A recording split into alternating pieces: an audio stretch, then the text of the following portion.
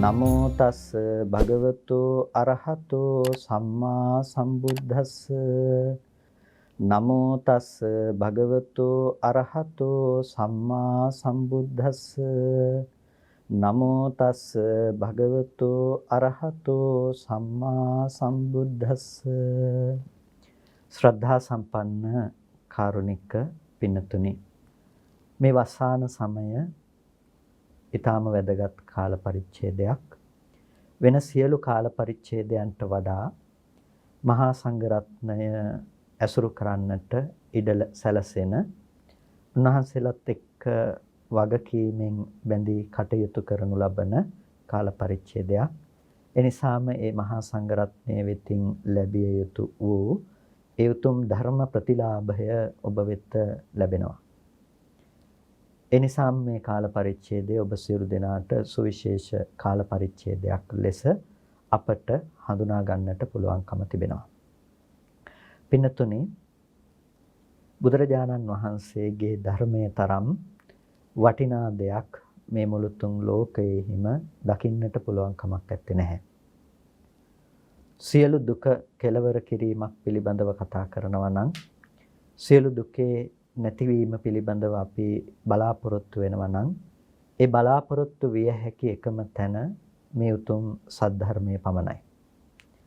ධර්මයේ තුල අපි අපේ සිත මෙහෙයවන, අපේ සිතුවිලි අරගෙන යන ක්‍රමවේදය අනුව අපිට නිවීම මේ ජීවිතය තුළම භුක්ති විඳින්නට පුළුවන්කම තිබෙනවා. එනිසාම බුදුරජාණන් වහන්සේ දේශනා කළ මේ ධර්මය සාන්දෘෂ්ටික ධර්මයක්.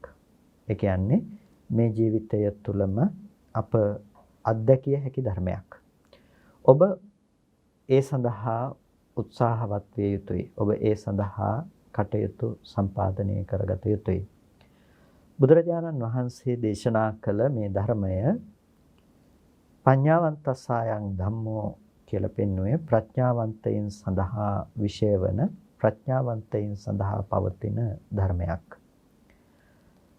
සම්මුතිය තුළ උගත් බවට වඩා ප්‍රඥාවන්ත භාවය, ඒ කියන්නේ පෙනෙන දෙයට ඔබෙන් නුවණ පැවැත්විය හැකි බව මෙහිදී විශේෂයෙන් අවධාරණය වනු ලබනවා. එනිසා ධර්මයේ තේරුම් ගන්නට අපට අවශ්‍ය වන්නේ අන්නේ ප්‍රඥා සම්පන්න භාවය.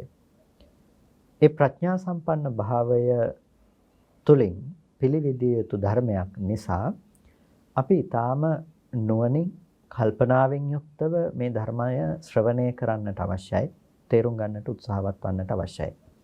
මොකද මේ ධර්මය ඊටාම ගැඹුරුයි, ඊටාම සියුම්, නුවණින් තේරුම් ගත යුතු ප්‍රඥාවචර ධර්මයක් නිසා. එනිසා මේ පිළිබඳව මූලික වශයෙන් ඔබේ අවධානය යොමු කරනකොට ඊටාමත් ශ්‍රද්ධා සම්පන්න අධ්‍යාශයක් ඇති කරගෙනම මේ පිළිබඳව තමන්ගේ සිත කය නැඹුරු කරගෙනම ධර්මයේ පිළිබඳව නැමුණු සිත් ඇතිව මේ ශ්‍රවණය කරන්නට කියලා ඔබ හැමදිනාටම සිහිපත් කරනවා. පින්නතුනි, බුදුරජාණන් වහන්සේ නමක් ලෝකෙට පහළ වෙන්නේ සාමාන්‍ය ලෝකයාට නොපෙනෙන යථාර්ථයක් පිළිබඳව දේශනා කරන්නට. සාමාන්‍ය ලෝකයට පේන්නේ නැති ඇත්තක් පිළිබඳව පෙන්වලා දෙන්නට තමයි බුදුරජාණන් වහන්සේ නමක් මේ ලෝකෙහි පහළ වෙන්නේ. ඒ බුදුරජාණන් වහන්සේ ලෝකයේ තුල පහළ වෙලා සාමාන්‍යයෙන් පෙන්වා දෙන සත්‍ය යනු ඒ චතුරාර්ය සත්‍ය ධර්මය. ඒ චතුරාර්ය සත්‍ය ධර්මයේ තුලත් දුක්ඛාර්ය සත්‍ය එහි පළවෙනි ආර්ය සත්‍ය බවට පත්වනවා.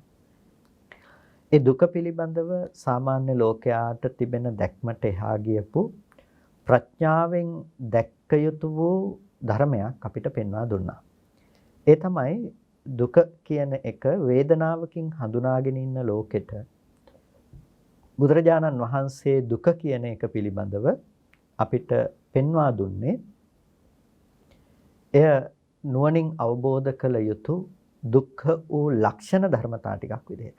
ඒ කියන්නේ ඒක වේදනාත්මක දෙයක් හැටියට හඳුන්වනවට වඩා කායික සහ මානසික දුක යන වේදනාත්මක දුක ඉක්මවා ගියපු ඒ දුකත් ඇතුළත් කරන්නට පුළුවන්. නමුත් ඊට වඩා විශාල වපසරියක් ඇතුළත් වෙන විදිහට තමයි දුක්ඛාර්ය සත්‍ය පිළිබඳව අවබෝධ කරගන්නට පැනෙන්නේ. ඒ නිසා අපි කායික දුක සහ මානසික දුක වින්දත් හඳුනාගත්තත් එය දුක්ඛාරය සත්‍ය හැඳිනීම බවටම පත්වන්නේ නැහැ. එනිසා අපි දුක අවබෝධ කරනවා නම් අපි තේරුම් ගත යුතු ධර්මය තමයි මේ සංකත දුක්ඛ ලක්ෂණය. දුක්ඛ ලක්ෂණයන් අතර අපිට දකින්නට පුළුවන්කම තිබෙන දෙයක් තමයි සංකත දුක්ඛ ලක්ෂණය. විපරිණාම දුක්ඛ ලක්ෂණය. එහදී දුක්ඛ ලක්ෂණ ටිකක්. එතකොට මේ පීලනට්ඨ සංකතට්ඨ විපරිණාමට්ඨ සංතාපට්ඨ ආදී මේ සතර දුක්ඛ ලක්ෂණයන්ගෙන් අපිට ප්‍රධාන ලෙස අවබෝධ කරගන්නට පුළුවන් දුක්ඛ ලක්ෂණ දෙකක් තමයි ඒ සංකත දුක්ඛ ලක්ෂණය සහ විපරිණාමාර්ථ දුක්ඛ ලක්ෂණය කියන මේ දුක්ඛ ලක්ෂණ දෙක. එතකොට සංකත දුක්ඛ ලක්ෂණය කියලා කියන්නේ යම්කිසි ධර්මයක් හේතු නිසා සකස් වෙනවා නම් ඒ හේතු නිසා සකස් වනු ලබන දේ සංකත දුක්ඛ ලක්ෂණය හැටියට කතා කරනවා. හේතු නිසා ගොඩ නැගෙනවා. ඒ ධර්මයේ හේතු නැති වෙනකොට නැති වී යන ස්වභාවයෙන් යුක්තයි. ඒක තමයි සංකත ධර්මයක विद्यमान ලක්ෂණයන් බවට පත් වෙන්නේ. හේතු නිසා සකස් වීම සහ හේතු නැති වෙනකොට නැති වී යන ස්වභාවය. එතකොට අපිට පැවැත්ම තුළ විපරිණාමය කියන දේත් හටගත් ධර්මයක विद्यमान වන ලක්ෂණයක් විදිහට හඳුනා ගන්නට පුළුවන්කම තිබෙනවා. විපරිණාමය කියන දේ. එතකොට මෙන්න මේ සංකතය සහ විපරිණාමය කියන මේ ධර්මතා දෙක අපි ප්‍රධාන වශයෙන්ම ස්කන්ධ ධර්මයන්ගේ विद्यमान වන දෙයක්, අපි හඳුනාගත යුතු දෙයක්, සාමාන්‍ය ලෝකයට නොපෙනෙන දෙයක් හැටියටයි අපි තේරුම් ගන්නේ. ඒ කියන්නේ දැන් මේ පේන සෑම දෙයක්ම සංකත ධර්මයන් හැටියට අපි හඳුනාගන්නේ නැහැ. සංකත දෙයක් හැටියට හඳුනාගන්නේ නැහැ. ඒ නිසා එහි ප්‍රතිඵලයේ බවට පත් වෙලා තියෙන්නේ කුමක්ද? එහි ප්‍රතිඵලයේ බවට පත් වෙලා තියෙන්නේ අපි අද ජීවත් වෙන මේ ලෝකය අපට विद्यमान වීම. ඒ කියන්නේ අපි ජීවත් වෙන ලෝකය හටගෙන තිබීම. අපිට සංකත ලක්ෂණය තේරුම් නොගැනීම නිසා වෙන දේ.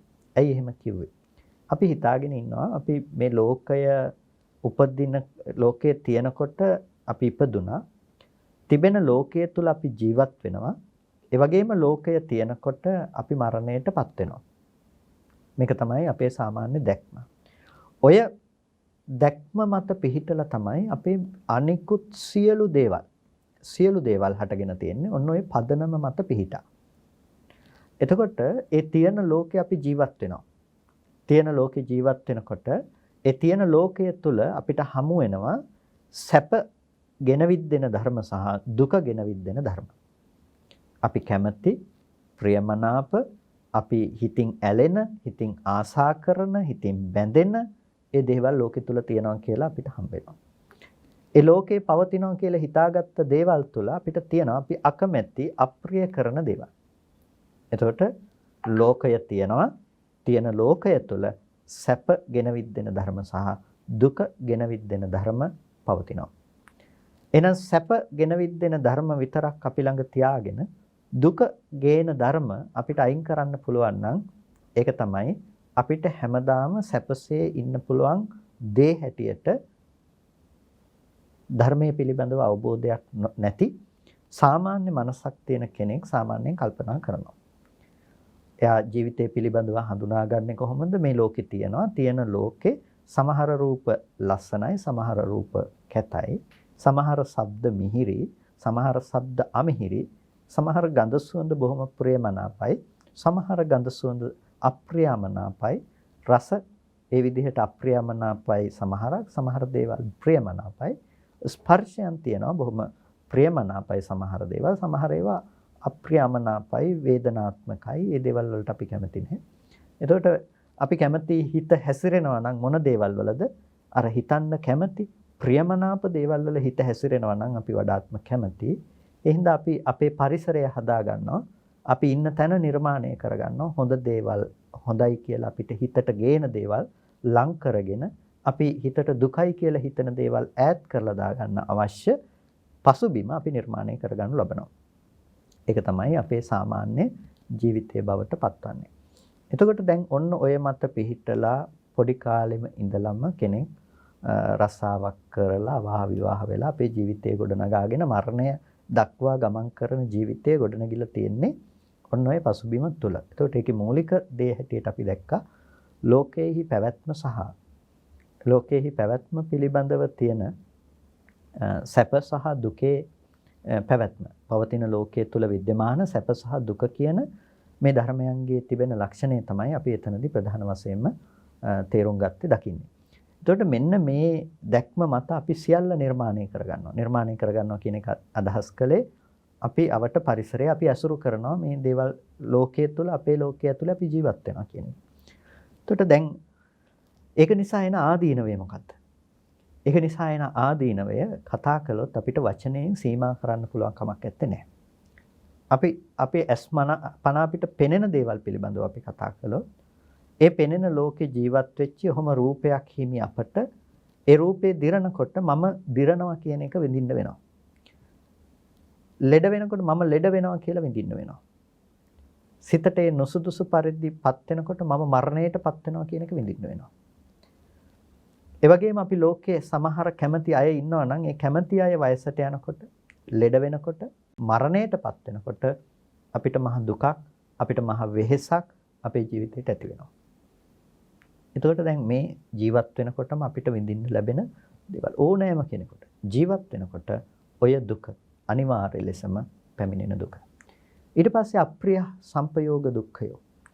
අපි කැමති නැති දේවල් අපිට ලැබෙනවා. අපි ලෝකය අසුරු කරන්නට ලැබෙනවා. අපි අකමැති වුණත් අකමැති දේවල් වලට අපිට මුහුණ දෙන්නට සිද්ධ වෙනවා. ප්‍රිය විප්‍රයෝග දුක්ඛය. ප්‍රිය අපි කැමති අය ලෝකේ ඉන්නවා. ඒ අයගෙන් අපිට වෙන් වෙන්න සිද්ධ වෙනවා. එක්කෝ ඒ අය ජීවත් වෙනකොට අපිට මැරලා යන්න වෙනවා. එක්කෝ අපි ජීවත් වෙනකොට ඒ අය නැති වෙලා යනවා. අපිට වළක්වන්න පුළුවන් කමක් නැත්තේ නැහැ. ඒ නිසා ප්‍රිය විප්‍රයෝග දුක්ඛය ලෝකෙ තුල ජීවත් වෙනකොට අපිට විඳින්න සිද්ධ වෙනවා. එතකොට අපි කැමති දේවල් අපිට නොලැබීම නිසා හැමදාම පෙලෙන්නට සිද්ධ වෙනවා.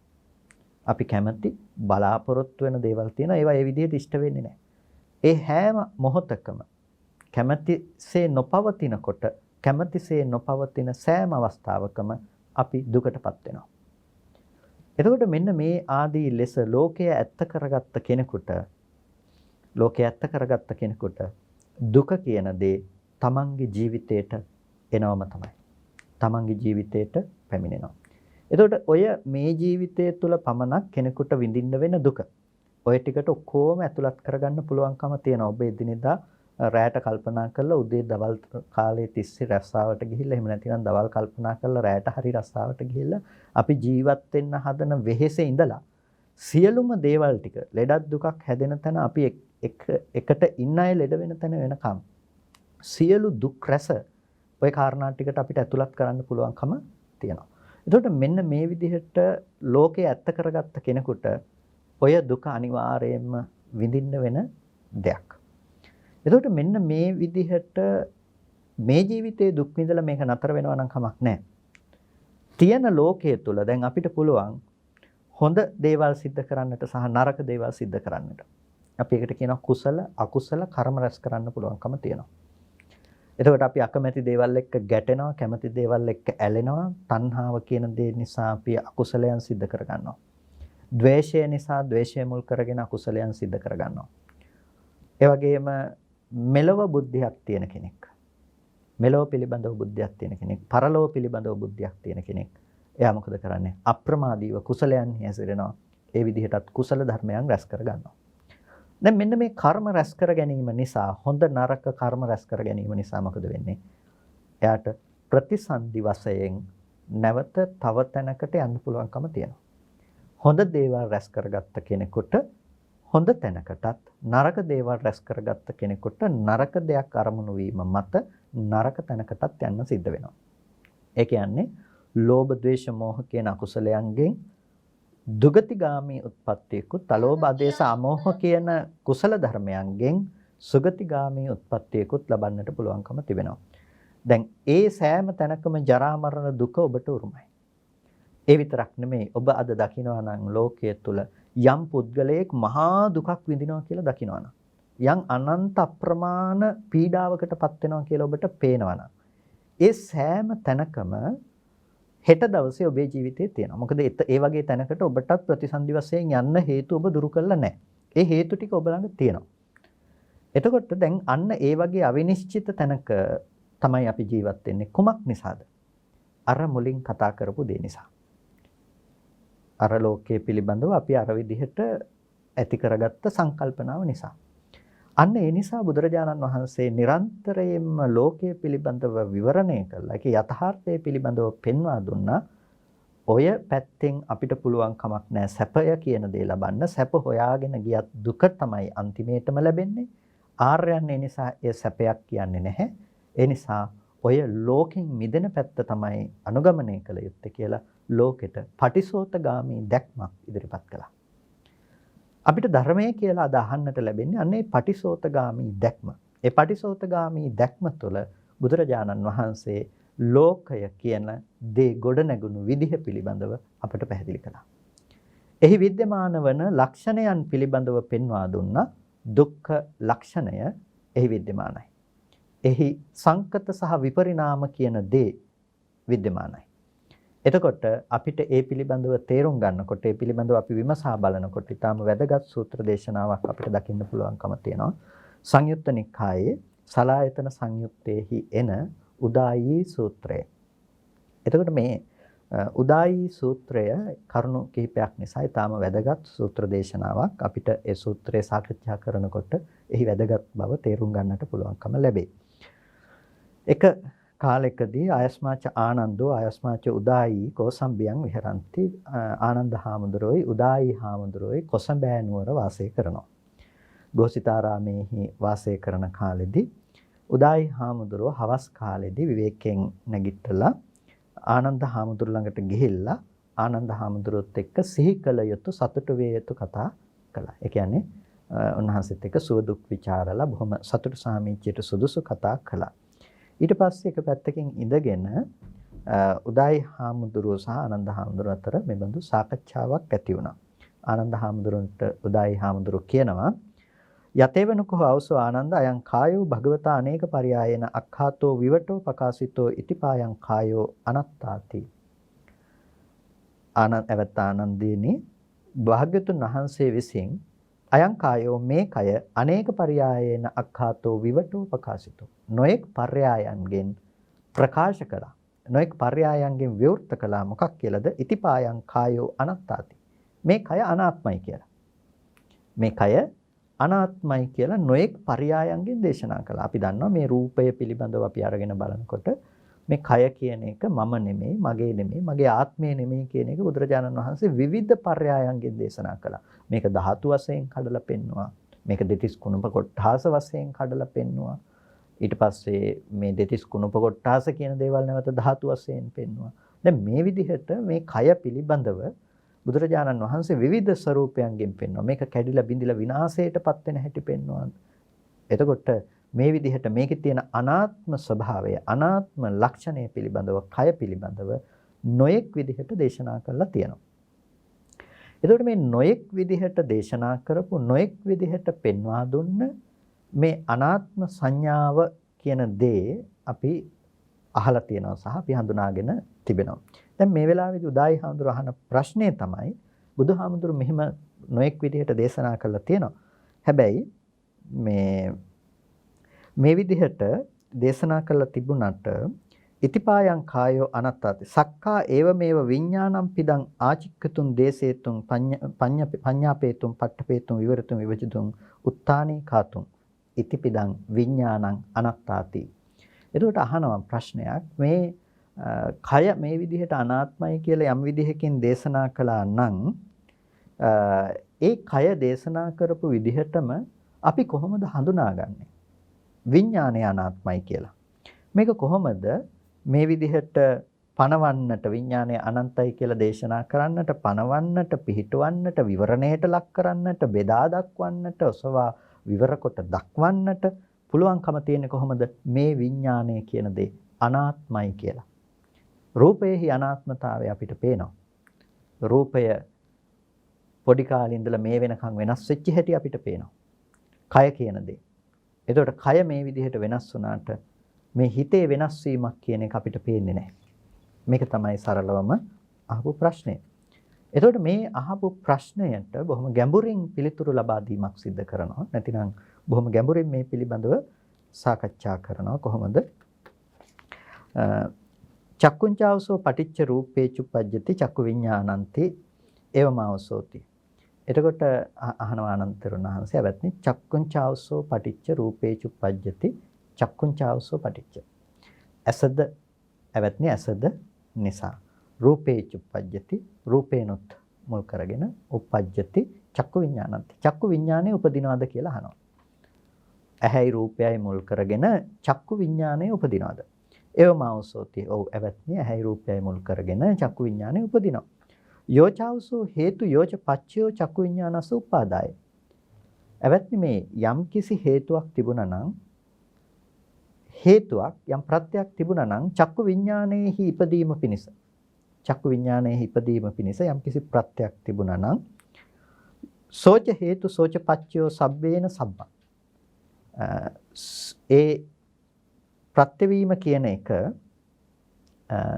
යම් කිසි චක්කු විඤ්ඤාණයේ උත්පාදනය සඳහා යම් කිසි ප්‍රත්‍යක් තිබුණා නම් යම් කිසි හේතුවක් තිබුණා නම් අන්න ඒ ප්‍රත්‍යය අන්න ඒ හේතුව සබ්බේන සබ්බං. සබ්බේන සබ්බං කියලා කියන්නේ සියලු ආකාරයන්ගේ. ඒ කියන්නේ සියලු අයුරින් සියල්ලම මේ සියල්ලෙන් සියල්ලම කියන එක. ඒ කියන්නේ සියලු දේවල් වලින් සියල්ල සබ්බේන සබ්බං. එතකොට අපරිශේෂා නිරුද්ධිය සබ්බතා සබ්බං සියලු අයුරෙන් සියල්ල සබ්බතා සබ්බං අපරිශේෂා නිරුද්ධිය නිර්වශේෂයෙන් නිරුද්ධ වෙනවා නම් නිර්වශේෂයෙන් කියලා කියන්නේ කිසිවක් අවශේෂ නොවි කිසිවක්ම ශේෂ වශයෙන් ඉතුරු වෙන්නේ නැතුව ඒක පොඩි කොටසක්වත් ඉතුරු නොවි මේක නිරුද්ධිය නිරුද්ධ වෙනවා නම් අපිනකෝ චක්කු විඤ්ඤාණං පඤ්ඤායේතහති අපිනකෝ චක්කු විඤ්ඤාණං පඤ්ඤායේතහති මේ චක්කු විඤ්ඤාණය කියන දේ පඤ්ඤායේතහති පණවන්නට පුළුවන්ද චක්කු විඤ්ඤාණය කියන දේ පැනවීමක් තියනවද කියලා අහනවා නොහෙතං ආවසෝ එවත්නි මේක පණවන්නට පුළුවන් කමක් නැත්තේ නැහැ ඉමිනාපිකෝ ඒතං ආවසෝ පරයායේන එවත්නි මේ පරයායෙන් තමයි භගවතා භාග්‍යතුන් වහන්සේ විසින් අක්ඛාතං විවටං පකාසිතං ඉතිපිදං විඤ්ඤාණං අනත්තාති මෙන්න මේ පරයායෙන් තමයි භාග්‍යතුන් වහන්සේ විසින් විඥාණය අනාත්මයි කියලා දේශනා කළේ. විඥාණය අනාත්මයි කියලා දේශනා කළේ. දැන් මේ අනිත්‍ය ලක්ෂණය තුලින් අනාත්මය කතා කරනවා. අනිත්‍ය ලක්ෂණය තුලින් අනාත්මය කතා කරනවා. කොහොමද අනිත්‍ය ලක්ෂණය තුලින් අනාත්මය කතා කරන්නේ? යම් සංකත ලක්ෂණයක් තියෙනවා නම් මේ සංකත ලක්ෂණය අපි හඳුනා ගන්නවා අනිත්‍ය ධර්මය. නැතිනම් හේතු නිසා හටගත්ත හේතු නැති වෙනකොට නැති වෙලා යනවා කියලා. එතකොට මෙන්න මේ අනිත්‍ය ලක්ෂණය යමක विद्यमान නම් එයම අනිත්‍යයි. එයම අනාත්මයි එතකොට. එතකොට අනිත්‍ය යමක තිබෙනවා නම් ඒ ධර්මයේම අනාත්මයි. මෙන්න මේක තමයි බුදුරජාණන් වහන්සේ දේශනා කළේ. එතකොට ඒකට ගන්න උදාහරණයක්. මොකද්ද? ඇහැ රූප දෙක නිසා චක්කු විඥාණය උපදිනවා. එතකොට චක්කු විඥාණයට හේතු ධර්මයන්ගේ නිරෝධයෙන් චක්කු විඥාණය තියෙනවා කියන එක පණවන්නට පුළුවන් කමක් නැත්තේ නෑ. එතකොට අපිට පේනවා මේ සිද්ධ වෙන ගොඩනගන කාරණාව කුමක්ද කියන එක. චක්කු විඥාණය හටගත්තේ කොහොමද? ඇහැ රූපාදී ධර්ම ඇති කල්හි. එතකොට මේ නාම රූප ධර්මයක් ඇති කල්හි ඒ නාම රූප ධර්මයන්ගේ පැවැත්ම නැත්තම් විඥානයේ පණවන්නට පුළුවන් කමක් නැත්තේ නැහැ. එතකොට දැන් මෙතනදී අපි තේරුම් ගන්නට අවශ්‍ය ප්‍රධාන දේ තමයි විඥානයේහි අනාත්ම ලක්ෂණය මේ අනිත්‍යතාවයේ තුලින් පෙන්වා දෙනවා. ඒ කියන්නේ හේතු නැතිවීම තුළ විඥානයේ නැමැති ඵලයේහි නිරෝධය පිළිබඳව ඵලයේහි නොහට ගැනීම පිළිබඳව බුදුරජාණන් වහන්සේ කරපු දේශනාව උද්දෘත කොට මෙතනදී ආනන්ද තෙරුන් වහන්සේ විවරණය කරනවා. මේ විදිහට තමයි බුදුරජාණන් වහන්සේ විඥාණය අනාත්මයි කියලා දේශනා කළේ කියලා. පින්නතුනි මේ අනාත්මය කියන දේ එතකොට අපිට තේරුම් ගන්නකොට අපිට තේරුම් ගන්නට වෙන දෙයක් තමයි ස්වභාවයෙන්ම අනිත්‍ය ලක්ෂණය කියන දේ. මොකද යමක් අනිත්‍ය නම් ඒ හේතුවට අවශ්‍ය විදිහට නම් හටගෙන හේතු නැති වෙනකොට නැති වෙනවා නම් එහි ආත්ම හෝ ආත්මීය ලක්ෂණයන් තියෙන්න පුළුවන් කමක් නැහැ. ඇයි? හේතුව ඒ මොහොතේ හේතුවට අවශ්‍ය විදිහට ඉපදෙන කල්හි නම් ඉපදුනේ ඒක පුද්ගලයෙකු විසින් නැවත වශයෙන්හි පවත්වලා Tamanට අවශ්‍ය පරිදි දෙයක් කෙනෙක් කරන්නට පුළුවන් කමක් නැත්තේ නෑ. අන්න ඒක තමයි ප්‍රධාන වශයෙන්ම මෙහි සිද්ධ වෙන දේ. එතකොට අපිට පේනවා චක්කු විඥානයේ උපදින්න පුළුවන්කම තියෙන්නේ ඇහැ රූප කියන මේ ධර්මතා දෙක ඇති කල්හි. ඇස සහ රූපය කියන මේ ධර්මතා දෙක ඇති කල්හි. ඇස සහ රූපය හෝ ඇස හෝ නැතිනම් රූපය හෝ නැතිනම් චක්කු විඥානයේ පනවන්න පුළුවන් කමක් නැත්තේ නෑ. ඇස නැත්තම් රූපේ නැත්තම් චක්කු විඥානයේ පනවන්න පුළුවන් කමක් නැත්තේ නෑ. චක්කු විඥානයේ යම් තැනක උපදින්නේ නැත්තම් ඇස හෝ රූපය හෝ පනවන්න පුළුවන් කමකුත් නැහැ. චක්කු විඥානයේ යම් තැනක උපදින්නේ නැත්තම් ඇස හෝ රූපය හෝ පනවන්න පුළුවන් කමකුත් නැහැ. ඇස හරි රූපය හරි යම් තැනක පනවනවා නම් ඒ පනවන්න පුළුවන්කම තියෙන්නේ චක්කු විඥානයේ උපදින තැනක. එතකොට දැන් මේ චක්කු විඥානයේ උපදිනවා කියලා කියන්නේ දැන් ප්‍රසාද චක්ෂුෂේට අවිද්‍යා කර්ම තණ්හා ආහාර කියන මේ ධර්මයන් නිසා සකස් වුණ මේ ප්‍රසාද ඇසට ප්‍රසාද ඇහැ කියන එක අපි සරලව තේරුම් ගත්තොත් එහෙම මේ සතර මහා ධාතුව නිසා පවතින උපවත් බවක්. හරියට අර කණ්ණාඩියක් වගේ කණ්ණාඩියේ තියෙන ඒ දර්පණ තලය නැතිනම් එහි තියෙන උපවත් බවට මොකද වෙන්නේ? යම්කිසි උපවත් බවක් තියෙනකොට අපි දකිනවා බාහිර තියෙන වස්තු වල ප්‍රතිබිම්බය එහි පහළ වෙනවා. අන්න ඒ වගේ මේ ඇසේ කර්මය නිසා සකස් කරපු ඒ සියුම්ම සකස් කරපු උපවත් බවට බාහිර වස්තුවේහි ඒ ඇති ප්‍රතිබිම්බය පහළ වෙනවා. අපි ඒකට කියනවා වර්ණ සටහන කියලා, පැහැ සටහන කියලා, චිත්‍රය කියලා. එතකොට අන්නේ රූපායතනය කියලා අපි ඒකට කියනවා. එතකොට ඒක ආපාතාගමයට යනවා. නැතිනම් ඇහැ කරා පැමිණෙනවා. වර්ණ සටහනක් ඇස කරා පැමිණෙනවා. එතකොට ඒ අවස්ථාවේදී මොකද වෙන්නේ? චක්කුම් භිජ්ජති කියලා කියන ඇස බිඳෙනවා. එතකොට චක්කු ප්‍රසාදය බිඳෙනවා. එතකොට මෙන්න මේ ඇස චක්කු ප්‍රසාදය බිඳෙනකොට අන්න මේ ඇසට රූපය පැමිණුණු තැනක තමයි ඒ පැත්ත ආවර්ජනා කිරීම විදිහට හිත යොමු වෙලා එතන චක්කු විඥානයේ නැමැති රූපය දැනගන්නා වූ සිත උපදින්නේ. අනේ රූපේ දැන ගැනීම තමයි අපි පෙනීම දර්ශනය කියලා කියන්නේ. රූපං දස්සනත්ථය කියලා කියනවා. දස්සනත්ථෝ කියලා කියන එකට දර්ශනය කිරීම පිනිස හිත යොමු කරනවා. ඒ වගේම දර්ශනාර්ථය સિદ્ધ කරනවා. පේනවා කියන බව સિદ્ધ කරනවා. කුමක් ඇති කල්හිද? හිත එතනට යොමු වුණ කල්හි. එතකොට ඒ හිතෙන් දැනගන්නේ මොකද්ද? මේ ඇහැට ආවේ අම්මද තාත්තද, ගෙවල් දොරවල්ද, යාන වාහනද මේ ආකාර දේවල් නෙමෙයි දැනගන්නේ. දැනගන්න එකම දෙයක්. දැනගන්නේ මොනවද? ඇහැට පැමිණුනේ, ඇහැටපත් උනේ වර්ණ සටහන් මාත්‍රයක් කියන එක දැනගන්නවා. හුදු වර්ණ සටහන් මාත්‍රයක් කියන එක දැනගන්නවා. එතකොට මෙන්න මේ දැනගැනීම පමණයි ඒ හිතින් කරන්නේ. එතනින් එහාට හිත ඉන්න පුළුවන් කමක් නැත්තේ නෑ. විභංග ප්‍රකරණේ ඥාන විභංගදී පිළිබඳව පැහැදිලි කරනවා. කිසිම දෙයක් දැනගන්නට පුළුවන් කමක් නැත්තේ නැහැ. අඤ්ඤත්‍ර අබිනිපාත මාත්‍ර. අබිනිපාත මාත්‍රේ හැර කියලා. ඒ කියන්නේ ඇහැට ආපු වර්ණ සටහන් මාත්‍රේ හැර වෙන කිසිම දෙයක් මේකෙන් දැනගන්න පුළුවන් කමක් නැහැ. ඒකට චක්කු විඥාන සිතෙන් දැනගන්නේ අර ඇහැට ආපු වර්ණ රූපය විතරයි. දැන් ඕක තමයි පින්නතුනි රූපයේහි තිබෙන ඇත්ත. රූපයේහි තිබෙන යථාර්ථයේ රූපායතනයේ තිබෙන ඇත්ත තමයි ඔය ඇස සකස් වුණා නම් ඇහැට පතිත වෙන්න පුළුවන්කම තිබුණා. හිත යොමු වෙලා ඒ පතිත වුණ රූපය පිළිබඳව දැනගත්තා. දැන් මේවා වෙන් කරන්න පුළුවන් කමක් නැත්තේ නෑ. වෙන් කරන්න පුළුවන් කමක් නෑ කියලා කියන්නේ දැන් චක්කු විඥාන සිත ඉපදුනේ නැත්තම් රූපය පිළිබඳව දැනගන්න බව පෙන්වන්න පුළුවන් කමක් නැත්තේ නෑ. රූපය පිළිබඳව දැනගන්න බෑ නම් ඇහැ පිළිබඳව කතා කරන්න පුළුවන් කමකුත් නෑ. ඒ නිසා මේ තුන සංගතිය. මේ තුන එකතුවක් වෙච්ච තැනක තමයි පෙනීම කියන දෙයක් හදන්නේ. ඒතකොට දැන් මෙතනදී ඇහැ උපදවන්නේ. ඇහැ උපදවන්නේ අවිද්‍යා, කර්ම, තණ්හා, ආහාර කියන මේ හේතු ටිකක් නිසා. අවිද්‍යා, කර්මය, තණ්හාව, ආහාර කියන මේ හේතු ටික නිසා. එතකොට ඇස නැමැති මේ ප්‍රසාද රූපය නැවත නැවත සකස් කරන බවක් තිබෙනවා නම් ප්‍රතිසන්දි විඥානයේ මේ මෞකුසකටපත් වුණාට පස්සේ නැතිනම් මේ සිත මේ නාම රූප නැතිනම් මේ කය ඇසුරු කරගෙන පවතින තාක් එහි ආයු සම්පතිය ඇති තාක් එතන ඇහැ උපදවලා තිබෙනවා නම් ඒ ප්‍රසාද රූපේ නැවත නැවත උපදවනවා.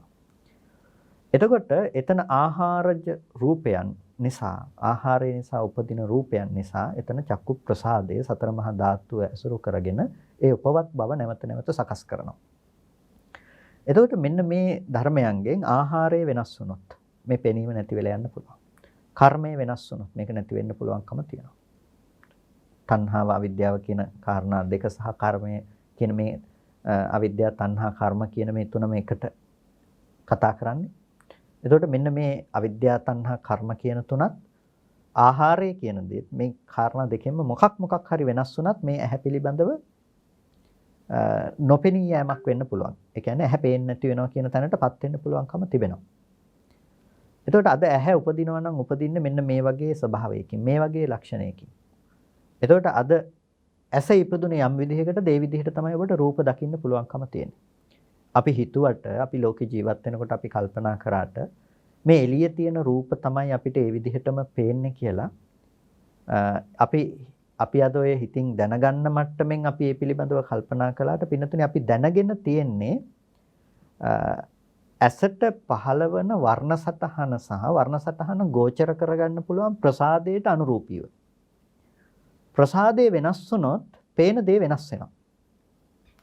ප්‍රසාදේ වෙනස් වුණොත් පෙනෙන දේ වෙනස් වෙනවා. එතකොට ප්‍රසාද රූපය කර්මයෙන් නිසා වෙනස් වුණොත් යම් විදිහකින් ඔබට පේන විදිහ වෙනස් වෙනවා. අර මිලක්ක තිස්ස කතාවේදී වෙනස් වුණේ. එතකොට මහා පුණ්‍යකාමී කෙනෙකුට දෙව්ලොවට යන්න පුළුවන්කම තිබුණොත් එහෙම මේ ජීවත් වෙනකොටම ඒ යනකොට එයාගේ ප්‍රසාද රූප වෙනස් වෙනවා. එතකොට මේ ප්‍රසාද රූපේ වෙනස් වෙනකොට එයාගේ කර්මය නිසා වෙනස් වෙනකොට එයාට පේන ලෝකය වෙනස් වෙනවා. ඒ නිසා දැන් අපිට පේන ලෝකයමයි තව කෙනෙකුට තියෙන්නේ කියන එක කියන්න පුළුවන් කමක් නැත්තේ. අපි පොදු ප්‍රඥප්තියින්ගෙන් මේවා හඳුනාගෙන හිටියට කෙනකෙනාට පේන පෙනීම වෙනස් වෙන්න පුළුවන්. මොකද කෙනකෙනාගේ ඇහැ වෙනස් වෙනකොට.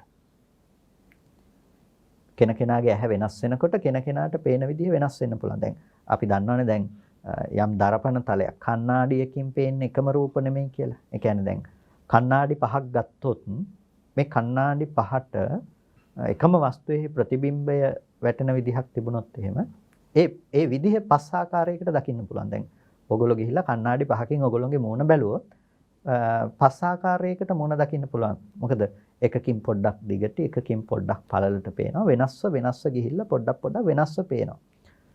එතකොට දැන් කොයි මූණද හරිම මූණ? අපිට කොයි මූණද හරිම මූණ කියන එක කියන්න පුළුවන් කමක් නැහැ. මොකද අපි හැමදාම දකින්නේ අර පෙන්වන ප්‍රතිබිම්බයක් නිසා. එතකොට දැන් මේ වෙනස් බව ඇති උනේ මොකක් නිසාද? වෙනස් බව ඇති උනේ අර දර්පණ තලයේ කණ්ණාඩිය පතිත කරගන්නේ තලයේ වෙනස් වෙනකොට සුළු වශයෙන් වෙනස් වෙනකොට ඒට පතිත වෙන ඡායාව වෙනස් විදිහට පේනවා. අන්න ඒ දෙයම තමයි ප්‍රසාදයේ පැත්තෙත් වෙන්නේ. ප්‍රසාදයේ වෙනස් වෙනකොට ප්‍රසාදයේ වෙනස් ස්වરૂපයන්ටපත් වෙනකොට වෙනස් දේවල් දකින්න පුළුවන්කම තියෙනවා. යම් කිසි කෙනෙකුට මීට වඩා චක්ෂුෂය ප්‍රසාද රූප දියුණු මට්ටමටපත් වුණොත් නැතිනම් මීට වඩා සියුම් වුණොත් එයාට මේ පරිසර පද්ධතිය අසුරු කරගෙන තියෙන සරණ දුර්වර්ණ තවත් වෙනත් රූප දකින්න පුළුවන්කම තිබෙනවා. එතකොට ඒක සාමාන්‍යයෙන් සිද්ධ වෙන දෙයක්. ඒකට හේතුව තමයි අපි රූප දකිනවා කියලා අපි ඔක්කොම එළිය පැත්තේ තියෙන දේ ඒ විදිහටම පේනවා කියලා කිව්වට ඔබට පෙනෙන පෙනීම එක්තරා පෙනීමක් විතරයි. ඒක ඔබට සාධාරණ ඔබ සිද්ධ කරපු කර්ම ප්‍රත්‍යයෙන් හටගත්ත දේ මිසක ඔබට බෑ එළියේ තිබෙන වස්තුව හරියටම ඒ තියෙන විදිහමයි කියලා කියන්න පුළුවන් කමක් නැත්තේ. ඒක ප්‍රසාදයේ වෙනස් වෙනකොට ඒක එයාට පේන විදිහ ඇත්ත වෙලා. ඒ නිසා මේ ධර්මයන්ගේ තිබෙන අනාත්ම ලක්ෂණයක්. මේ ධර්මයන්ගේ තිබෙනවා ස්වාධීන භාවයක්. ඒ දෙයට අදාළ වූ අනන්‍ය වූ දෙයක්. එතකොට මේ ඇහැ හැදුවේ අර විදිහේ හේතු ටිකකින් නම් ඒ ඇහැට පතිත වෙන රූපය පතිත කරගන්න පුළුවන්කම තිබුණේ මේ හේතු ටික නිසා ඇහැ හදපු කමෙන්. ඒ නිසා ඇසටත් හේතුව වගේම රූපෙට හේතු ටික විදිහටත් අවිද්‍යා, කර්ම, තණ්හා, ආහාර කියන මේ හේතු ටික දක්වනවා. එතකොට අවිද්‍යා, කර්ම, තණ්හා, ආහාර නිසා තමයි රූපයක් ඉපදුනේ. මේ දේවල් වෙනස් වෙනකොට මේව බිඳිලා යන්න පුළුවන්කම තිබෙනවා. එතකොට මේ ප්‍රසාදයේ යම් ආයු සම්තතියක් තිබෙනවා නම් ඒ ආයු සම්තතිය පැවතය නිරුද්ධ වෙනවා. එතකොට රූපේ යම් ආයු සංතතියක් තිබෙනවා නම් ආයු සංතතිය පැවත නිරුද්ධ වෙනවා.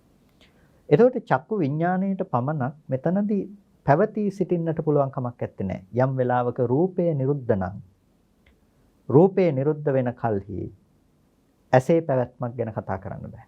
ඇහැ නිරුද්ධ නම් රූපේහි පැවැත්මක් ගැන කතා කරන්න පුළුවන් කමක් නැත්තේ නෑ. එතකොට අපිට පේනවා චක්කු විඥාණය පවතින්න පුළුවන්කම තියෙන්නේ චක්කු විඥාණය තිබෙන්නෙම ඇස සහ රූපය विद्यमान වන කල්.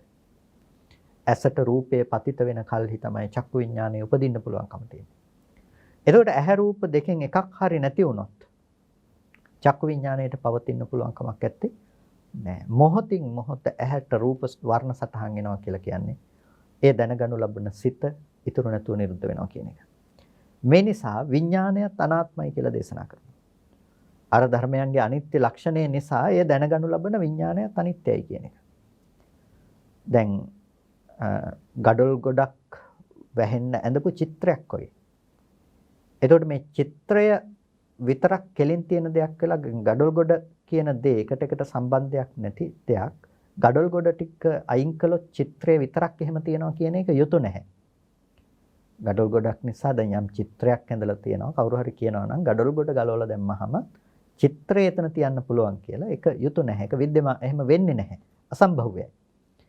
අන්න ඒ වගේ තමයි චක්කු විඥානය කියන දේ පැවතිලා තියෙන හැම වෙලාවකදීම පුරේ ජාත වුණ ඇස සහ රූපය කියන මේ ධර්මතා දෙකක් ඇති කල්හි. එතකොට මේ ධර්මය නොපවතිනකොට චක්කු විඥානය පවතිනවා කියලා කොතනකදීවත් කාටවත් කොයි ආකාරයෙන්වත් කියන්නට පුළුවන් කමක් නැත්තේ නෑ. එතකොට ඒකයි සබ්බේන සබ්බං සබ්බතා සබ්බං අපරිශේෂා නිරුද්ධය. සියල්ලෙන් සියල්ල සියල්ලෙන් සියල්ල සියලු අයුරෙන් සියල්ල අපරිශේෂා නිරුද්ධය. ශේෂයක්වත් නැතුව එක පොඩි දෙයක්වත් ඉතුරු වෙන්නේ නැතුව අපරිශේෂා නිරුද්ධය. මේ ශේෂයක්වත් නැතුව නිරුද්ධ වෙනකොට අපිනුකෝ චක්කු විඥානම් පඤ්ඤායතහති. චක්කු විඥානයේ පැනවීමක් පේනවද කියලා. චක්කු විඥානයේ පැනවීමක් කරන්න පුළුවන් කමක් නැත්තේ නේ. එතකොට සබ්බේන සබ්බං සබ්බතහ සබ්බං. සියල්ලෙන් සියල්ල සියලු අයුරෙන් සියල්ල ශේෂයක්වත් නැතුව නිරුද්ධ වෙනවා. ඇයි? ඇසේ ස්වභාවය තමයි අහුත්වා සම්භූතං හුත්වා න භවිස්සති. පෙර නොවි හට ගන්නවා හුත්වා වී න භවිස්සති. අනාගතයට නොපැවත නිරුද්ධ වෙනවා. අහුත්වා සම්භූතං පෙර නොවි හට ගන්නවා හුත්වා වර්තමානයේ හටගෙන වී න භවිස්සති. අනාගතයට තියෙන්නේ. ඒක තමයි ඇසේ තියෙන ස්වභාවය. පෙර නොතිබී හටගත්තා ඉතුරු නැතුව නැති වෙලා යනවා. ඒකයි අපරිශේෂා නිරුද්ධිත කියලා කිව්වේ. ශේෂයක්වත් තියෙන්නේ නැතුව. ශේෂයක්වත් තියෙන්නේ නැතුව ඒ ධර්මය නිරුද්ධ වෙනවා. එතකොට ශේෂයක්වත් නැතිව ඒ ධර්මය නිරුද්ධ වෙනවා නම් ඒ පණවන්නට පුළුවන් කමක් කිසිම කලෙක පුළුවන් කමක් නැත්තේ නෑ. ශේෂයක්වත් නැතුව නිරුද්ධ වෙන දෙයක්. එතකොට දැන් ඇසටපත් උන රූපය කියන දේ සහ ඒ රූපය ගෝචර කරගත්ත ඇහැ කියන දේ ශේෂයක්වත් නැතුව නිරුද්ධ වෙන දේවල්. ඒකයි අහුත්වා සම්භූතං කියලා කිව්වේ. හුත්වා නභවිස්සති කියලාත් කිව්වේ. එතකොට ඒ දේවල් පෙර තිබිලා හටගත්ත නෙමෙයි. දැන් ඔබට පේන වර්ණ සටහන ඇහැට එන පාට ටික ඒක මේ කලින් තිබිලා හටගත්ත දෙයක් එහෙම නෙමෙයි. මීට කලින් තිබිලා ඔබ ළඟට ආපු දෙයක් එහෙම නෙමෙයි. මේක මේ මොහොතේ ඇහැට එන වර්ණ සටහන. එතකොට මේ වර්ණ සටහන ගෝචර කරගන්න ප්‍රසාදේ මීට කලින් තිබ්බ නෙමෙයි. මොකද ප්‍රසාදය ගැන දැනගන්න පුළුවන්කම තිබෙන්නේ මේකට වර්ණ සටහනක් පැමිණීම සහ හිත යොමු වීම මත. එතකොට මේ ප්‍රසාදයට වර්ණ රූපය පතිත වීම සිද්ධ වෙනවා. එතකොට මේ දෙක එකට සිදුවන දෙයක්. ඇස ඇති කල්හි රූපය, රූපය ඇති කල්හි ඇස. ඇහැ නැත්තම් රූපේ නැහැ, රූපේ නැත්තම් ඇහැ නැහැ. මේක බොහෝම සියුම් කාරණාවක්. මේක දකින්න එපා පින්නතුනේ. මේ කියන්නේ බාහිර භෞතික ලෝකය පිළිබඳ විවරණයක් කියලා. මේ කරන්නේ ලෝකය පිළිබඳ විවරණයක් නෙමෙයි. මේ කරන්නේ එළියේ තියෙන භෞතික වස්තු නැහැ කියලා නෙමෙයි. මේ කියන්නේ සතර මහා ධාතුව නැහැ ඒක බොරුවක් කියන එක එහෙම නෙමෙයි. මේ භෞතිකයේ දේ පිළිබඳව නෙමෙයි අපි කල්පනා කරන්නේ. භෞතිකය තිබෙනවා කියලා අපිට හමුවන තැනක අපි ඒක ගොඩනගා ගන්න ඇහැට පෙනෙන රූපය ළඟ නම් අන්නේ රූපයේහි ස්වභාවය තමයි ඇහැට ඒක පේන්න පුළුවන්කම තිබුණේ වර්ණ සටහනක් විදිහට. ඒ පෙනුණු වර්ණ රූපය කලින් තිබිලා එන එකක් නෙමෙයි මේ මොහොතේ එන එකක්. එය ගෝචර කරගනු ලබන ප්‍රසාදය ඒ මොහොතේ හටගත් එකක් මිසක කලින් තිබිලා ආපු එකක් නෙමෙයි කියන එක. එතකොට මේ වර්ණ රූපයත් ඇහත් පෙර නොතිබී හටගන්න දේවල්. ඒකයි රූපයත් ඇසත් පෙර නොතිබී හටගත්තා කියලා කියන්නේ. ඉතුරු නැතුව නැති වෙලා යනවා. අය මෙතනින් පස්සේ තියනවා නෙමෙයි. දැන් මේ මොහොතේ ආපු වර්ණ සටහන ඔබට බෑ ඊළඟ මොහොතේ දකින්න, ඊළඟ තප්පරේ දකින්න, ඊළඟ පැයේ දකින්න, ඊළඟ දවසේ දකින්න. තව අවුරුද්දකින් දකින්න. අනාගතයට ඒක දකින්න පුළුවන් කමක් නැහැ. මම මෙහෙම කිව්වොත් මේ තප්පරේ ආයේ කවදාවත් එයිද කියලා හිතුවොත් ඔබට පුළුවන් මේ තප්පරේ නැවත ගන්න. මේ තප්පරේ නැවත එයි කියලා හිතනවාද? වැය වුණු තප්පරේ නැවත කවදාවත් එන්නේ නැහැ කියලා අපි දන්නවා. අන්න ඒ වගේ තමයි රූපය, වැය වුණු රූපේ නැවත කවදාවත් උපදින්නේ නැහැ. ආපහු ඇහැට අලුතෙන් වර්ණ සටහනක් එයි. හැබැයි කලින් එක නෙමෙයි අලුතෙන් හටගත්ත වර්ණ සටහනක්. ඇසට ඒක ගෝචර වුණේ අලුතෙන්. ඒ පිළිබඳව දැනගත්තේ අලුතෙන් උපදුණු චක්කු විඥානයක්. හැබැයි කලින් චක්කු විඥාන සිත නෙමෙයි. අලුතෙන් හටගත්ත දෙයක්. අර හේතු ටික නිසා ඉපදුණු දෙයක්. එතකොට මෙන්න මේ විදිහට මේ සිදුවන හට ගැනීමක් සහ වැයවීමක් කියන මේ සංකත ලක්ෂණයක් තිබෙනවා. මේ සංකත ලක්ෂණයක් මේ විදිහට තිබෙන තැනක අපි හැම වෙලාවකදීම කර්ම විඥාණයෙන් නැතිනම් කර්ම මනෝ විඥාණය මගින් අපි සිතෙන් සකස් කරගන්නව දෙයක්. මොකද්ද? අපි අර සංකතය අபிසංස්කරණය කරනවා. කොහොමද? කලින් දැකපු දේම තාම තියෙනවා. ඒ නිසා අපිට එක දිගට තියෙන රූප දැන් දකින්න පුළුවන්කම තියෙනවා. එක දිගට තියෙන රූප දැන් අපිට දකින්න පුළුවන්කම තිබෙනවා. ඒ රූපය එක දිගට තියෙනවා කියලා දැන් අපි හිතනවා. ඒ වගේම එක දිගට තියෙන ශබ්ද අපිට අහන්න පුළුවන්කම තියෙනවා. ඊයේ දැකපු දේවල් අද දකින්න පුළුවන්කම තියෙනවා. ඒ කොහොමද? අලුතෙන්ම රූපයක් ඇහැට පේනකොට අපි සිතෙන් දැනගන්නවා පෙර තිබුණු දෙයි කියලා. ඒක තමයි අපි සිදු කරන දේ බවට පත්වන්නේ. එතකොට මෙන්න මේ විදිහට අපි කල්පනා අවිද්‍යාවෙන් නොදන්නාකම නිසා. ඒ කියන්නේ දැන් අර අවිද්‍යාව කියන්නේම දුක්ඛ ලක්ෂණය නොදන්නාකම, චතුරාර්ය සත්‍ය ධර්මය නොදන්නාකම. දුක්ඛේ අඥානං පළවෙනිම කාරණාව ගත්තොත්. දුක දන්නේ නැහැ. සංකත දුක්ඛ ලක්ෂණය දන්නේ නැහැ. මේ ස්කන්ධ ධර්මතාවයන්ගේ මේ ආයතන ධර්මයන්ගේ සිද්ධ වෙන මේ සංකත දුක්ඛ ලක්ෂණය දන්නේ නැහැ. එතකොට මේ සංකත දුක්ඛ ලක්ෂණය පිළිබඳව දන්නේ නැති නිසා මොකද කරන්නේ? අර කෙනෙක්, දෙයක්, පුද්ගලයෙක් හැටියට කල්පනා කරනවා. ඒ නිසා අද අපිට එකම රූපය දකින්න පුළුවන්කම ලැබිලා තියෙනවා පුද්ගලයෝ ජීවත් වෙන අය විදිහට. එකම රූපය පිළිබඳව අපි කල්පනා කරනවා එක දිගට තියෙන දේවල් හැටියට. දැන් ඔන්න ඔය එක ඇතුලේ තමයි ලෝකය අපිට නිර්මාණය වෙලා තියෙන්නේ. ලෝකය නිර්මාණය වෙලා තියෙන ඕක ඇතුලේ එක දිගට තියෙන දේවල් ඇතුලේ. ඒ නිසා ඔබ ඊයේ ඔබට කල්පනා කරන්න පුළුවන්කම තිබෙන්නේ ඒ ලෝකය ඔබට තියෙන නිසා. තියෙන නිසා කියලා කියන්නේ ඇහැට ආපු රූපය එළියේ තියනවා කියලා ඔබ කල්පනා කරලා ඒක ඉතුරු කරලා තියෙන නිසා, එහි නිමිති තබලා තිබෙන නිසා ඔබට ඕනෑ තරම් කාලයක් ඒ දේවල් මත ලෝකය නිර්මාණය කරගන්න පුළුවන්කම තියෙනවා. අදට විතරක් නෙමෙයි හෙටටත් පුළුවන්, අනිද්දාටත් පුළුවන්. දැන් ඔබට අද පොඩි කාලේ ඉඳලා ඔබ දැකපු ලෝකේ තියෙනවා. ඔබ හිතනවා ඔබ නැතත් ලෝකේ තියෙනවා කියලා. අපි නැතත් ඒ ලෝකයේ තියෙනවා කියලා. නමුත් බුදුරජාණන් වහන්සේ විවරණය කළේ අපි නැතත් තියෙන ලෝකය ගැන නෙමෙයි. බුදුරජාණන් වහන්සේ ලෝකයේ පිළිබඳව දේශනා කළේ වෙනස් ස්වરૂපයකින්. ඒකෙන් තර්ක කරන්න යන්න දෙයක් නෙමෙයි භෞතිකය තියනවද නැද්ද කියලා. ඒ ගැන බුදුරජාණන් වහන්සේ විවරණය කරන්න ගියේ නැහැ. සම්මුතියට අදාළ දේවල් වලදී බුදුරජාණන් වහන්සේ සම්මුතිය තුළ ඒ භාවිත කළා. හැබැයි නිර්වාණයට අදාළව බුදුරජාණන් වහන්සේ ප්‍රතිපදාවට අදාළව අපිට දේශනා කරනකොට, මාර්ගය දේශනා කරනකොට සහ ඵලය ගැන කතා කරනකොට ඒ භෞතික ධර්මයන්ගේ පැවැත්ම පිළිබඳව කතා කරන්න ගියේ නැහැ. තියනවද නැද්ද කියන එක ගැන විවරණය කරන්න ගියේ නැහැ. දේශනා කළේ කොහොමද? මෙන්න මෙබඳු ධර්මතා ටිකක් ඇති කල්හි හටගත්තා, ඒ ටික නැති වෙනකොට නැතුව යනවා. මේකයි විවරණය කළේ. එතකොට අපිට පේනවා ඇහැ රූප චක්කු විඥාන කියන මේ ධර්ම ටික ඇති වුණා. මේ ධර්මතා ටිකේ නිමිති ඉතුරු වුණොත්, නිරුද්ධ වුණ රූපේ නිමිති ඉතුරු වුණොත් තියනවා කියලා, ඇස පිළිබඳව සහ සිත පිළිබඳව නිමිති ඉතුරු වුණොත් කර්ම විඥාණයට රූපය ඇසුරු වෙනවා නම් ඒ කියන්නේ මොකද්ද? ඔබේ හිතට අර ආපු වර්ණ සටහන ගැන ඔබ දැනගත්ත දේවල් එළියේ තියනවා කියන නිමිති ටික ඔබට ඉතුරු වෙනවා නම් ඔබට දැකපු දේවල් ගැන ඕන තරම් දැන් කල්පනා කරන්න පුළුවන්. ඒ ඔස්සේ ගොඩනැගිලා තියෙන මොකද්ද? ලෝකය තියෙනවා කියලා අපි හැඟීමක් උපදවගෙන තියෙනවා. අපි සංකල්පමය වශයෙන් ඒ තුළ හැසිරෙනවා. ඒ නිසා තමයි විඥාණය ඇස ඇසුරු කරනවා නම්, රූපය ඇසුරු කරනවා නම්, චක්කු විඥාණය ඇසුරු කරනවා නම් අන්න ඒ පුද්ගලයාට ලෝකය තියෙනවා. ඒ කෙනාට ලෝක ප්‍රඥප්තිය තියෙනවා. විඥාණය ඇස ඇසුරු කරනවා නම්, රූපය ඇසුරු කරනවා නම්, චක්කු විඥාණය ඇසුරු කරනවා නම් ඒ කෙනාට ලෝකය සහ ලෝක ප්‍රඥප්තිය තියෙනවා. එතකොට විඥාණය, කර්ම විඥාණය ඇස ඇසුරු කරන්නේ නැත්නම්, රූපය ඇසුරු කරන්නේ නැත්නම්, චක්කු විඥාණය ඇසුරු කරන්නේ නැත්නම් එයාට ලෝකයත් ලෝක ප්‍රඥප්තියක් නැහැ. ලෝකේ පණවන්න පුළුවන් කමකුත් නැහැ, ලෝක ප්‍රඥප්තියක් නැහැ, ලෝකේ පිළිබඳ පැනවීමකුත් නැහැ. එතකොට අපි තේරුම් ගන්නට අවශ්‍ය දේ තමයි ලෝකය සහ ලෝක ප්‍රඥප්තිය පිළිබඳව සිද්ධ වෙන මේ ධර්මය.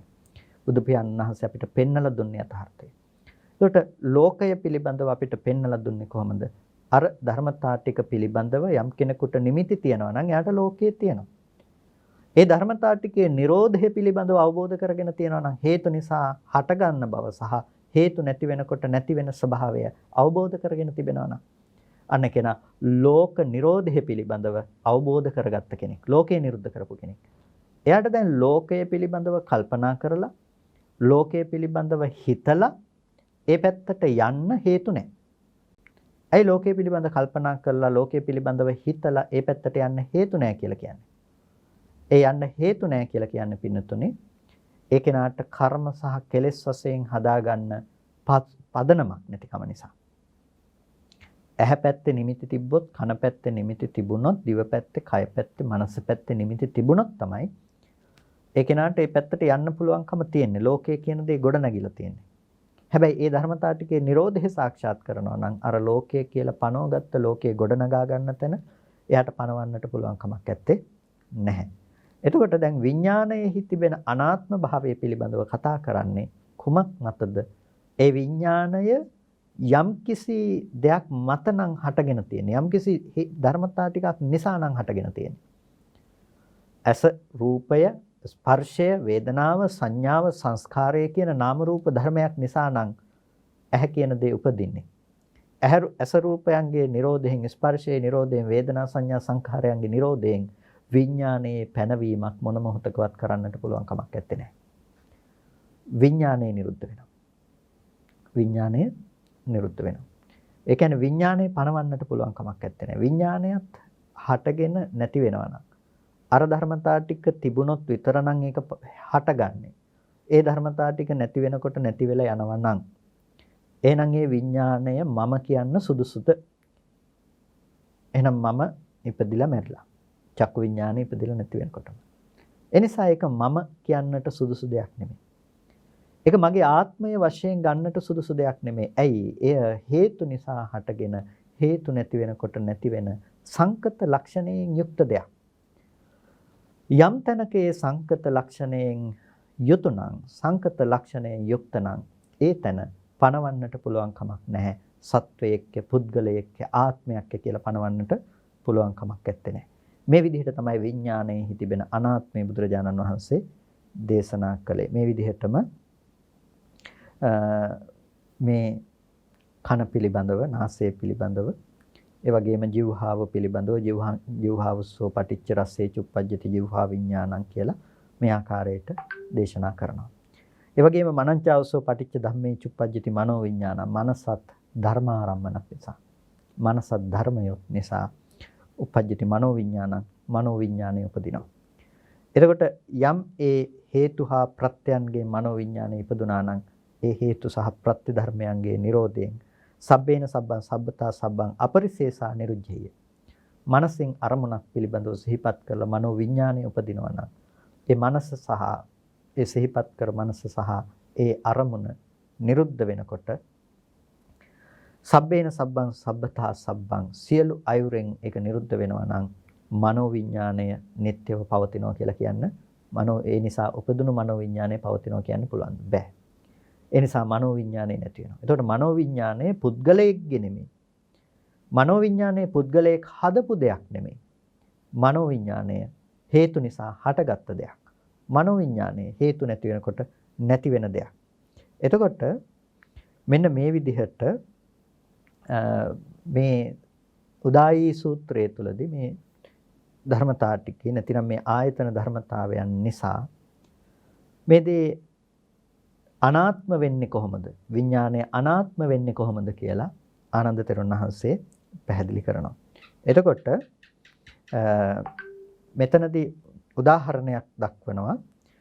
බොහොම ප්‍රසිද්ධ පැහැදිලි උදාහරණයක්. සේතාපි ආවසෝ පුරිසෝ සාරත්තිකෝ සාරගවේසී. හරය හොයාගෙන යන හරයෙන් අරටුවෙන් ප්‍රයෝජනයක් තියෙන මේ මිනිස්සෙක් පොරවක් අරගෙන මේ එක වනයේකට පිවිසෙනවා.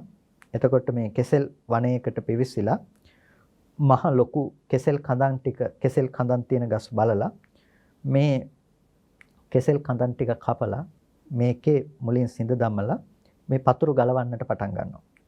ඊට පස්සේ අගමුල කපලා පතුරු ගලවන්නට පටන් ගන්නවා. එතකොට පතුරු ගලවගෙන යනකොට මෙයාට සෝ තත්ත පෙග්ගොම්පි නාදිගච්ඡෙය.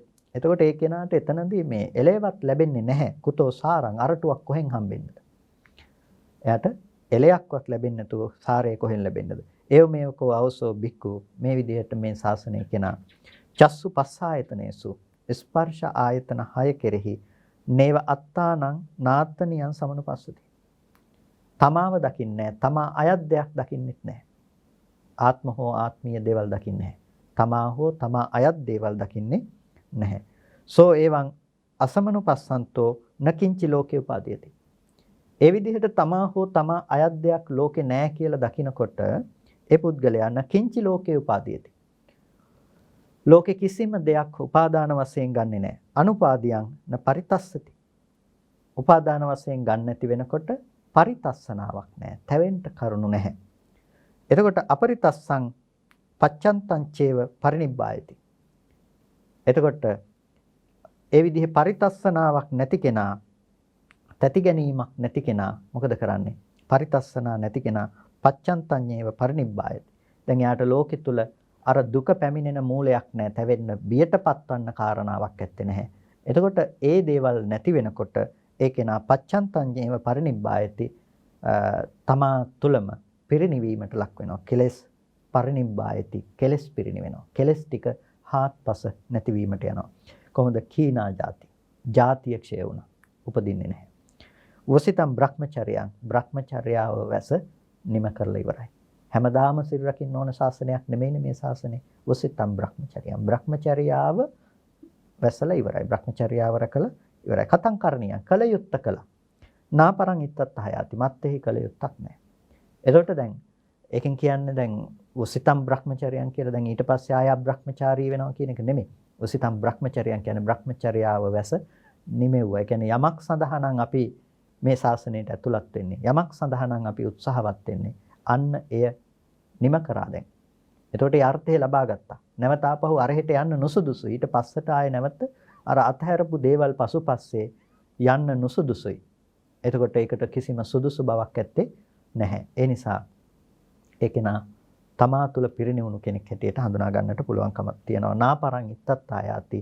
මත්තේහි නැවත කිසිවක් නැහැ කියන එක. එතකොට මෙන්න මේ විදිහට අපිට නිවෙන්න පුළුවන්කම තියෙන කුමක් පිළිබඳවද? චස්සු පස්සායතනේසු නේව අත්තානං නාතනිය. තමා හෝ තමා අයිති දෙයක් හෝ නොදකිනකොට. තමා හෝ තමා අයිති දෙයක් පිළිබඳව නොදකිනකොට.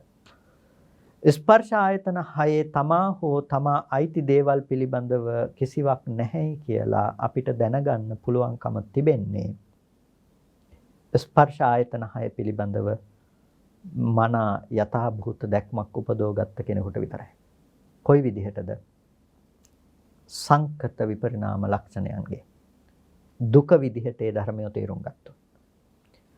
හේතු නිසා සකස් වෙන හේතු නැති වෙනකොට නැති වෙලා යන දුක විදිහට ඒ ධර්මය තේරුම් ගත්තොත් ඒ දුක විදිහට ඒ ධර්මය තේරුම් ගත්ත කෙනාට තමයි ලෝකේ මෙබඳු ආකාරයේ නිවීමකටපත් වෙන්න පුළුවන්කම තියෙන්නේ.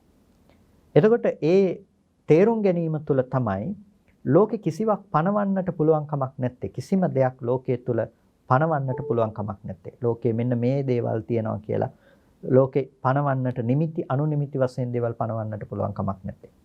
එතකොට මෙන්න මේ විදිහට පින්නතුනේ ඒකේනා නිවුණු පුද්ගලයෙක් බවට පත් වෙනවා. ඒත් මේ උදායි සූත්‍රය තුළින් අපිට විමසා බලනකොට අපිට තේරුම් ගන්නට පුළුවන්කම තියෙනවා.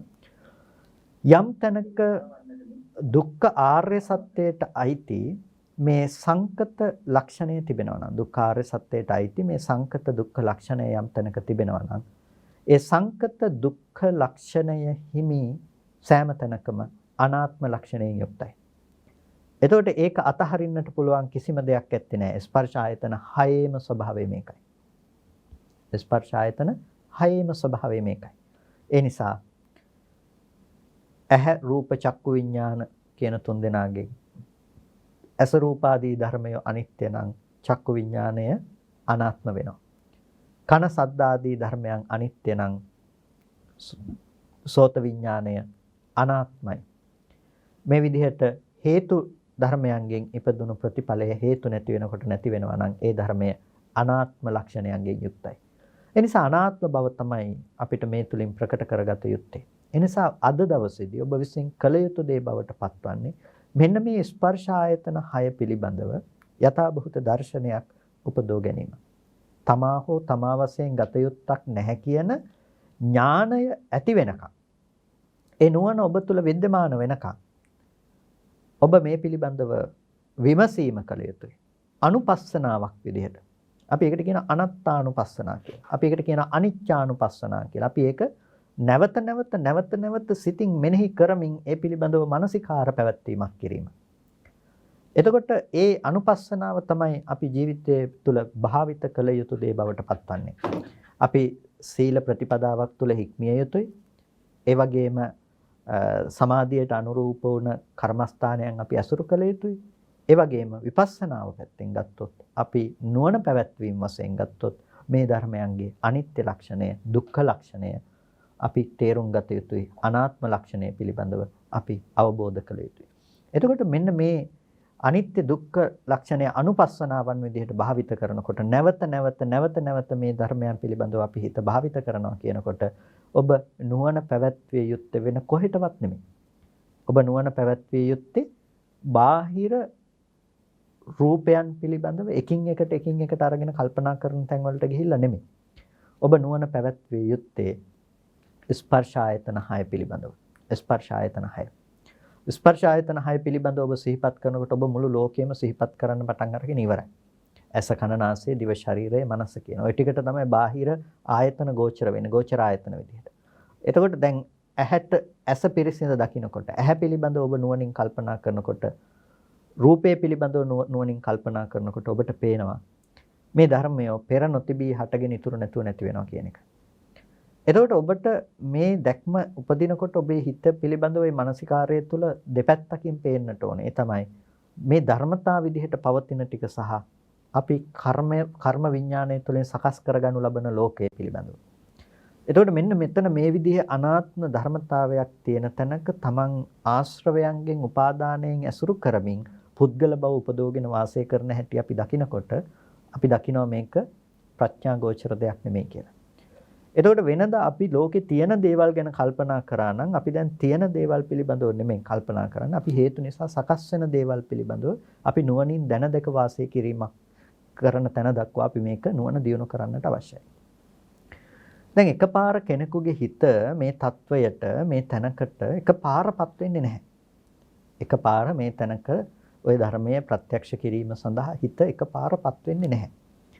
අන්න ඒ දර්ශනය ප්‍රත්‍යක්ෂ කිරීම සඳහා අපිට අනුපූර්ව ලෙස අපේ මනස භාවිත කළ යුතුයි. අනුපූර්ව ලෙස අපේ හිත දියුණු කරගෙන යන්නට ඕනේ.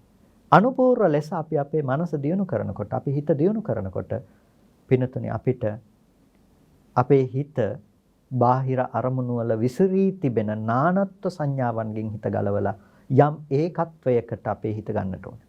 යම් එකඟතාවයකට එකඟ බවකට අපේ සිත අපි පත් කරගන්නට අවශ්‍යයි. අන්න එකඟතාවයකට පත් කර ගැනීම සඳහා තමයි අපිට මේ සමත කර්මස්ථානයන් එහෙම නැතිනම් මේ සමත භාවනාව කියන එක අපිට උපකාර වෙන්නේ. එතකොට ඒ සමත භාවනාවන් තුළ අපි අපේ මනස සමාහිත කරගන්නකොට අපිට පුළුවන් අර යථාර්ථයට බොහොම ඉක්මනට සමීප වන්නට. එතකොට දැන් විදර්ශනාව පැත්ත උනත් දියුණු කරන කෙනෙකුට අම්මා ගැනත් හිතනවා, තාත්තා ගැනත් හිතනවා, ගෙවල් දොරවල් යාන වාහන මේ දේවල් ගැනත් හිතනවා. මෙන්න මේ විදිහට එක එක දේවල් ගැන හිත යනවට වඩා ඔබට එක තැනකින් ඒක ප්‍රකට කරගන්න පුළුවන් නම්, ඒ කියන්නේ ඇහැට එන රූපායතනය කියන තැන ඉස්සෙල්ලා ප්‍රකට කරගන්න පුළුවන් නම්. එතකොට මුළු සියලු රූපයන්ගේ යථාර්ථය ඒකයි. සියලු රූපයන්ගේ යථාර්ථය ඇහැට පෙනෙන රූපායතනයේ යථාර්ථය ඒකයි. එතකොට ඒ බඳු තැන්වල තමයි අපි එක එක ප්‍රඥප්ති පනෝගෙන අපි මේ දේවල් එළියේ තියනවා කියලා අසුරු කරන්නේ. මෙන්න මේ දෙකක් වෙන විදිහට මේ මානසිකාරය පැවැත්විය යුතුයි.